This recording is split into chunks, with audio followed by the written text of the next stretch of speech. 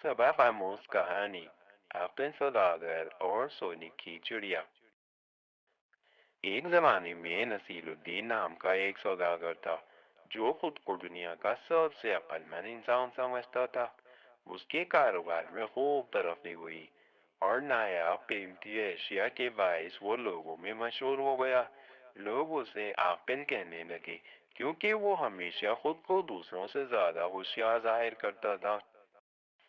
नसीरुद्दीन का मामूल था कि वो मुख्तलिफ शहरों से हैरत अंगेज अशिया खरीद कर लाता और उन्हें मुंह मांगे दामों फरोख्त करता।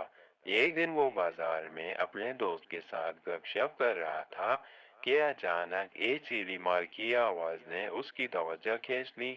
चिड़ी मार गलियों में गा रहा था, सोनी के चिड़िया, जादू के बुढ़िया, बजता है घंटा, देती है अंडा। सोने की चिड़िया, जादू की बुढ़िया, बजता है घंटा, देती है अंडा। ये अल्फाज नसीरुद्दीन के दिल में अजीब ख्वाहिश जगा गए। वो चिड़ी मार के पीछे चल पड़ा ताकि उस सोने की चिड़िया के बारे में मजीद जान सके। चिड़ी मार के पास चंद खाली पिंजरे थे और एक पिंजरे में एक आम सी खाकी चिड़िया बंद थी जो अपने पर फड़फड़ा रही थी। नसीरुद्दीन ने चिड़ी मार से पूछा, क्या ये वाकई सोने की चिड़िया है? ये तो आम सी लगती है। चिड़ी मार ने सौदागर को बगौर देखा और समझ गया कि ये कोई लालची और बेवकूफ आदमी है जो जल्द अमीर होना चाहता है। उसने कहा, भाई, ये सिर्फ चिड़िया नहीं, जादू की पुड़िया है। 14वीं रात को ये सोने का अंडा देती है। मेरे पास पहले भी कई अंडे दे चुकी है जिनसे मैं अमीर हो गया हूँ, लेकिन ये चिड़िया सिर्फ अपने मालिक को 10 अंडे देती है। उसके बाद इसे नया मालिक चाहिए होता है। ये सुनकर नसीरुद्दीन का दिल बेहद ललचा गया। उसने अपना सब कुछ बेचकर वो चिड़िया खरीद ली, यहाँ तक कि अपना माल, दौलत और घर भी चिड़ी मार के हवाले कर दिया।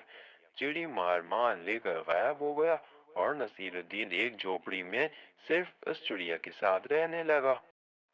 उसके दोस्तों ने उसे समझाया कि ये धोखा है, लेकिन नसीरुद्दीन अपनी जिद पर कायम रहा। वो दावा करता रहा कि वो बेहद अक्लमंद है और कभी घाटे का सौदा नहीं करता। उसे सिर्फ 14वीं रात का इंतजार था जब उसकी चिड़िया सोने का अंडा देगी। आखिरकार 14वीं रात आ ही गई। नसीरुद्दीन सारी रात जागता रहा। चिड़िया पिंजरे में कभी सोती कभी फड़फड़ाती, लेकिन कोई अंडा ना दिया।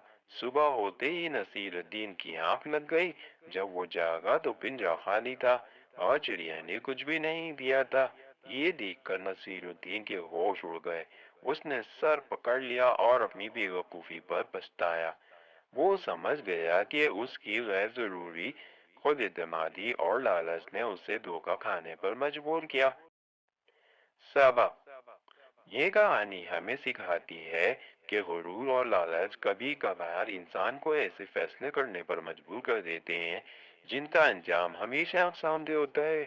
कामयाबी के लिए हकीकत पसंदी और मेहनत जरूरी है, ना कि ख्याली उम्मीदों पर भरोसा करना।